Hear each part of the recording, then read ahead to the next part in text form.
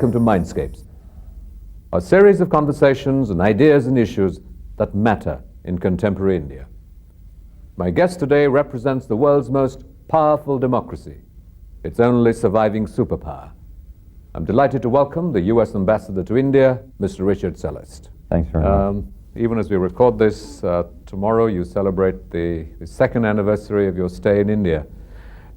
It's been an eventful 2 years as ambassador. It has been an extraordinarily eventful 2 years, and I would never have predicted some of the things that happened during the course of my first 2 years here. I've watched two national elections, something that I really hadn't anticipated, and it is an exciting time to be the United States ambassador to India. So what does that sense of the vibrancy of Indian democracy tell you?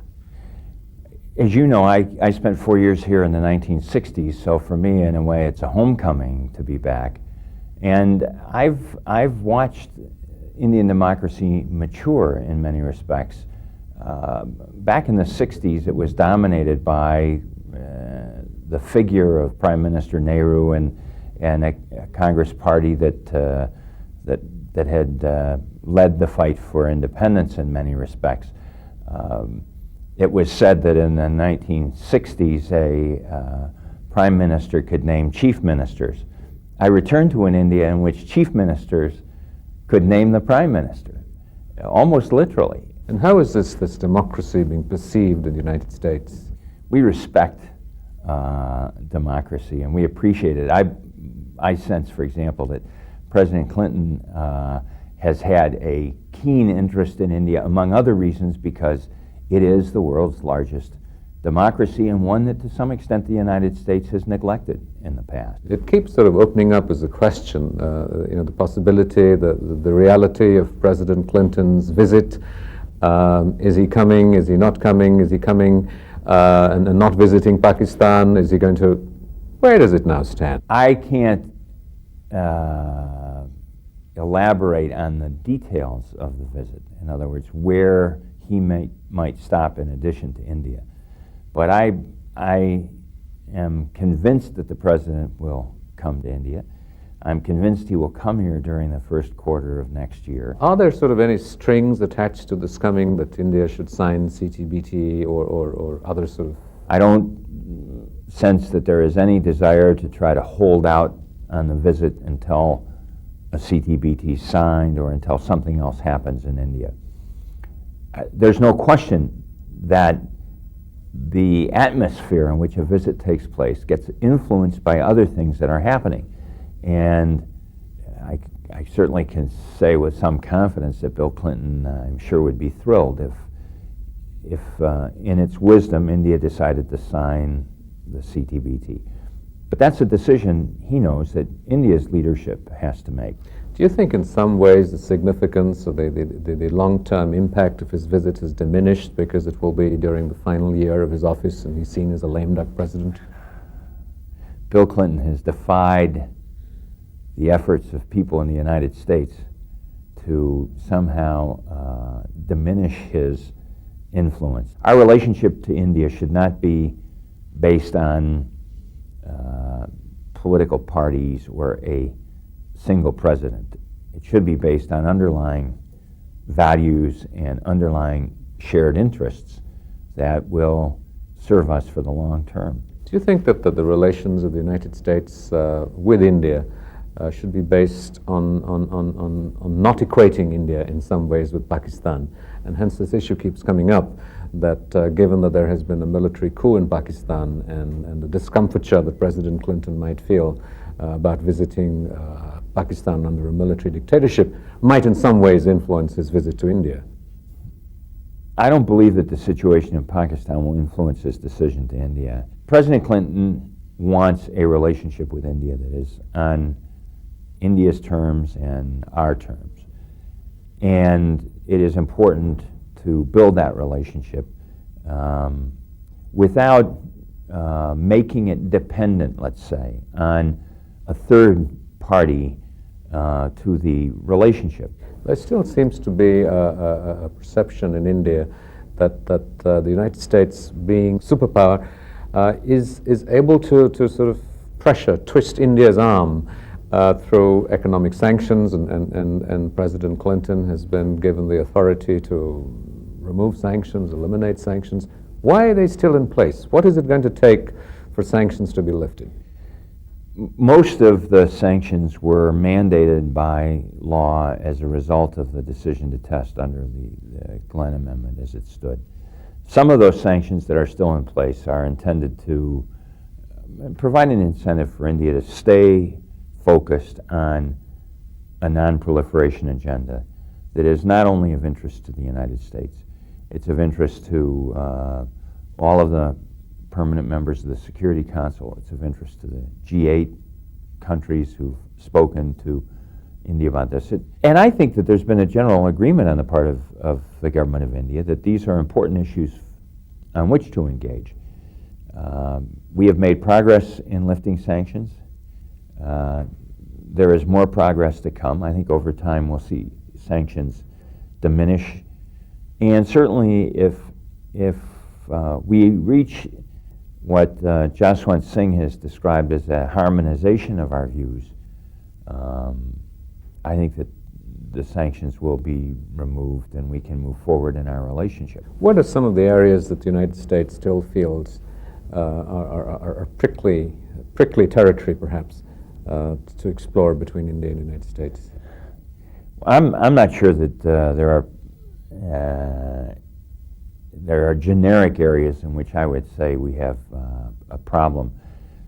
I think we're getting to the point where we're much more, we're relating like grown-ups, if you will, where we are going to have differences of opinion on some things, and we're going to discover mutual interests on others. What about the area of religious freedom, where the United States has expressed some anguish about? We've expressed anguish, but not about India's principled position. We have enormous admiration for India's constitution and for the tradition in India of religious tolerance. Our concern, as we expressed it in the Religious Freedom Report, was over the treatment of Christians contrary to India's traditions. And I think that it wasn't meant to be particularly critical of India as against other countries, but to call attention to a concern that I think is widely shared by government leaders here in India and many, certainly many Indian citizens that I've talked to in the past few months. You know, the non-ratification of CTBT, in what ways do you think that has diminished the moral authority of the United States as a champion of non-proliferation to be able to hold this up and say? I may sound cynical here, and I apologize if I do. I don't believe that people will come to decide that they should, on behalf of their country, that should enter into an agreement like the CTBT, because somebody else has the moral authority to speak to them. India, for example, thought of itself as a voice, the moral authority, if you will, of the non-aligned nations for a long, long time. I don't think it strengthened India's standing in the world particularly to be viewed in that way. I think values are important, and the values we stand for are important. But CTBT should be signed by India, if it's signed at all, because Indian leaders conclude that it's in India's interest. Oh, absolutely. That is the Indian position. But what does it do to the American moral imperative? But no, so I think that the whole discussion should not be between the United States, the ambassador to the United States, sitting on a moral throne. Okay, I'm going to sit upright on my moral throne, and I'm going to suggest to you, Mr. Leader of the government of India, how you ought to deal with the CTBT. I think the conversation which we have to have is one not in which there is a moral authority attempting to impart a lesson, if you will, in morality. It's rather two governments who respect each other, talking about our security perceptions and trying to determine what are the best ways that all of us can secure a safer world for our citizens. But are you disappointed that it wasn't ratified? I'm disappointed. That's a different question. If you're asking me, as an American citizen, was I disappointed? I was outraged. I was dismayed because I believe it is in my nation's interest to ratify the CTBT. I was pleased that the President said we will continue to observe the terms of the CTBT. And he will continue to try to move that discussion along. But does this represent a new consensus in the United States against the relevance, the meaning, the potential of the CTBT?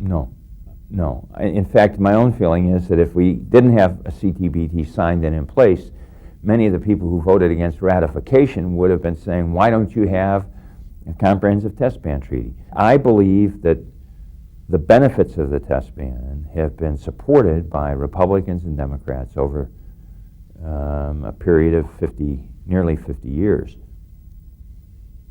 That said, there are those in the United States, and some of this was reflected in the debate, who want to wish the rest of the world away, want to try to look at the world in a way that is sort of unilaterally American, that we define the terms and we determine how to protect ourselves. That's the subject of very, very fierce debate in the U.S. So you think that in the future a new precedent might enable a ratification of the CTBTs? Well, I think it's even. I think that's true. I think part of this became personalized with President Clinton, but beyond that, I think because there was a very short period for discussion and debate, there were issues raised that were not sufficiently answered. There was very little time for congressional hearing. I believe if there were an open process, and if the hearing process as we would normally envision it permitted extended discussion of the issues, that there would have been the votes necessary to ratify. And I would predict that within the next 18 months to 2 years, the CTBT will be ratified in the United States. A recent development of a missile attack on the United States Embassy in Islamabad. And this has been an area that the United States seems to be almost sympathetic in recent months to India's contentions and India's predicament with an attempt to combat terrorism.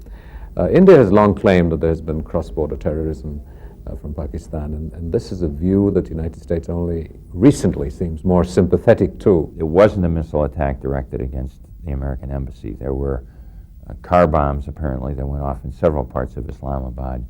It may have been directed against UN facilities rather than American facilities. We'll have to learn more about that. And at least thus far, no one has come forward to claim responsibility for the attacks. The United States is deeply concerned about terrorism across national borders. And we share this concern with India. As democracies, we are apt to be more vulnerable because we tend to be more open. Both of our countries are very diverse. We have all kinds of people and people coming in and out all the time. That's the way it should be, but it makes us vulnerable. In the last few years, we have worked as diligently as we know how to try to identify organizations that are focused on promoting terrorism across borders, naming those organizations and discouraging them or cutting them off from support. At least two organizations operate in the subcontinental arena. One is the HUA, which has tended to operate cross-border into Kashmir, and LTTE. Both of these organizations have been declared terrorist organizations. We are doing everything we can to dry up funding, resources for them, and we make vigorous representations wherever we can and whenever we can to eliminate their base of operations. We recently had a visit by the senior advisor to our Secretary of State for Counterterrorism, a man named Ambassador Michael Sheehan. And he had excellent conversations with the Principal Secretary of the Prime Minister, with the Home Secretary and others on counterterrorism and how we might cooperate. My hope is that we will see increased cooperation between our two countries on this matter because we need to fight it together. It is a danger to both of us. And I think that the more we can build a common base of understanding and action, the safer both of our countries will be. Well, Mr. Sheen has testified before the Senate Foreign, the State Department subcommittee that he believes that Pakistan is a staging ground for terrorism. This is something the United States has been reluctant to sort of acknowledge, to articulate for some time, and this is a more a recent development, though India has claimed, has been sort of in a sense shouting itself hoarse for a long time about this aspect of this. What changes does the United States, or how does it hope, or how could it, how might it influence Pakistan to discourage this form of cross-border terrorism? Again, I think our view would be that it requires a positive decision by the leadership of the government in Pakistan. People often imagine that the United States has a kind of influence that it doesn't have, whether it's in Pakistan or elsewhere. And I think that in terms of sanctions, we've used virtually every sanction we could at one point or another against Pakistan, whether it was because of their pursuit of nuclear weapons development or now the military coup which overthrew a popularly elected government. What might it take for the United States to resume a dialogue or discussion or engagement with Pakistan? You're uncomfortable with the military coup there. You have developed the notion of constructive engagement with the totalitarian regime in China. What would it take for you to begin to sort of engage more constructively and actively with Pakistan? We're in conversation, obviously, with the government in Pakistan because there's a change that we don't particularly like or think is right. Doesn't mean we don't talk to them. So we have vigorous conversations going on with General Musharraf and with his colleagues, I'm sure. President Clinton and Secretary Albright have pointed out that our desire is to see a timetable for the restoration of democracy there, a commitment to how democracy will be restored. That hasn't been forthcoming, and what if it doesn't? What will you do? We'll continue to urge it. I think, again, we can't do for Pakistan what its leadership is unprepared to do for. Would you go back to sort of business as usual? No, we can't go back to business as usual.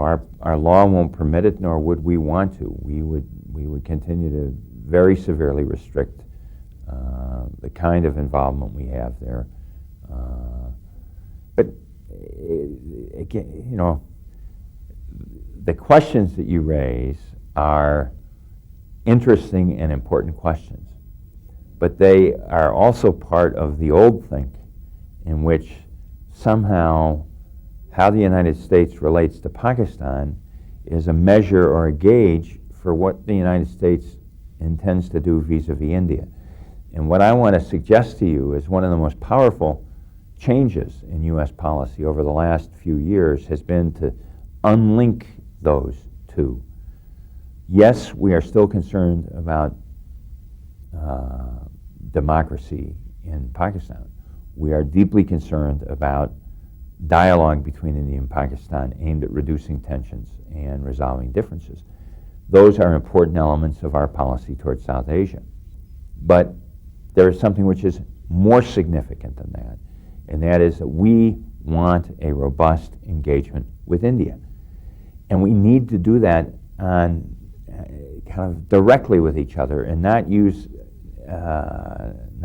some kind of surrogate yardstick to measure whether we're doing right with each other. I would, just to give you a concrete example, I think how the U.S. and India work together on issues of mutual interest at the WTO Ministerial in Seattle will tell us more about the U.S.-India relationship than whatever we do vis-a-vis the Musharraf government in Pakistan. That's kind of a separate discussion. And when I mentioned WTO specifically, because we won't agree on everything. In fact, we'll have some very strong disagreements. But if we begin to see a more constructive dialogue, in which the United States has to come to India on some things, and India can come to the United States on some things because we have a common interest, that's the direction in which I see our relationship moving. What about American investment in India? That's an area that's sort of more bilateral. Do you think that the pace of economic reforms in India, the last budget, it's some months old, the opening up of the insurance sector, the telecom package, what kind of impact is that going to have on Indo-American commercial relations? As and when there is insurance reform, and as and when telecom is settled, they will have substantial impacts on U.S. investment. I've estimated, I think, $2 or $3 billion worth of investment potential from the U.S. to India, just in those two sectors. That investment is waiting, not for good words, because we've now had a lot of good rhetoric, but for the actions that actually translate reform into the stuff of governance. Foreign investment in insurance is possible. 26% joint ventures are approved quickly. The ground rules, the regulatory framework for writing insurance here is put in place. 6 months or a year from now, we can see that investment flow. Telecom, it could be much sooner. I think that there is a huge untapped potential between the U.S. and India. You mentioned as and when. Do I sense sort of some skepticism, some sort of wondering whether the government of India will follow up and it's... There's no question in my mind that the government wants to do it. But as we pointed out at the beginning of the program, I've now been here for 2 years. Insurance reform was on the docket when I arrived. Insurance reform has been in the Lok Sabha twice since I got here. Insurance reform has been voted out of the Lok Sabha once since I got here. Insurance reform has been supported by a joint parliamentary committee since I got here. But insurance reform still has not finally happened. So if I'm a foreign investor waiting to invest, the only thing that I can count on is when the rules are there and I can come and write my check. And the point I want to make is not one of cynicism, but that now the test will be, now the measure will be, not the desire to undertake reform. That's widespread. Indeed, if you looked at the political party manifestos in the last campaign, much of the reform agenda was shared across National Democratic Alliance, Congress Party, and so on. You mentioned New Think. How much of the New Think approach to sort of Indo-U.S. relations depends on or is encouraged or facilitated by the chemistry between its leaders, between the people who talk in sort of the Jaswant Singh / Talbot dialogues, which have been quite remarkable for their frequency, for the relationship between the two men. What kind of role do you think that has played? Your question is a very perceptive one, and it makes a point that I think we often miss. I'm a historian, and when we look back at history, we tend to look at the grand sweep of things and miss the impact that individuals have sometimes. I think that the dialogue between Deputy Secretary Talbot and the Foreign Minister, Mr. Jaswant Singh, has been enormously valuable, not simply because the two of them have developed a very high regard for each other, but it has expressed in very concrete fashion the highest sustained engagement between our two governments in my memory, and I go back to the early 60s. On top of that, if we think about what happened during the Cargill experience, President Clinton picked up the phone and called Prime Minister Vajpayee at least 3 times during that very difficult period of 3 or 4 weeks. In fact, on the 4th of July, I remember vividly, then Prime Minister Nawaz Sharif came to Washington at his request to meet with the President. And in the middle of their meeting, they adjourned, and the President said, I'm going to call Prime Minister Vajpayee. I want to report to him what we've discussed. I want to make it clear to him what I'm prepared to do and what I'm not prepared to do. And that kind of communication, very transparent, very open, and at the highest level, I think is the most valuable currency in building a relationship between two countries. Well, Samuel Huntington is a respected American academic and believed to be influential in quarters that matter in the United States. And he was here on this program, and he articulated this hypothesis of the future of big power relations in the next millennium, and saw India as a swing state between a tripolar world where you had the United States, you had China, and you had Islam. As a student of history yourself, where do you see India and the United States in the future, and in this grand partnership? Let me say first that I respect Sam Huntington. He is a very respected and controversial historian. I do not subscribe to his Clash of Civilizations thesis, because I think there's much too much diversity, even within Islam, for example, worldwide. If you look at what's happening in a country like Algeria, you'll see dramatic changes. So I think it's nice to try to reduce the world to some simple, easily understood notion like that. I'm afraid normally history proves more challenging. I believe that the United States and India have a great advantage and a modest disadvantage. The great advantage is that we are truly democracies, and therefore have a very fundamental value, a cornerstone of how our society does its business in common. And we're big continental democracies, which means we are very diverse. There are smaller countries who are democracies that tend to be, I would call, one-flavor democracies. We're multi-flavor democracies. We're spicy democracies. And so that is a huge bond that will tie us together even when we don't like it. The disadvantage historically has been that we sit on the opposite sides of the planet. And for many Americans, India has been kind of a hole in the map. We have not seen it. We haven't had to look at it in the same way. I would argue that the information technology is what is going to really change political and civilizational relationships. And we're going to meet in cyberspace. We're doing it already. 24-hour business is practiced in which young people who take naps in Bangalore and then wake up, pick up the work that was being done in Austin, Texas, or Seattle, Washington, or Boston, Massachusetts, and carry on. That there is a vibrancy that I see every day with people who are looking for visas, people who are coming back from 4 years as being students. And that kind of intellectual bridge, which can be sustained now in cyberspace, that doesn't even require geographical proximity, that gives us an opportunity to be linked in ways that are only limited by our imagination, that are literally only limited by our imagination.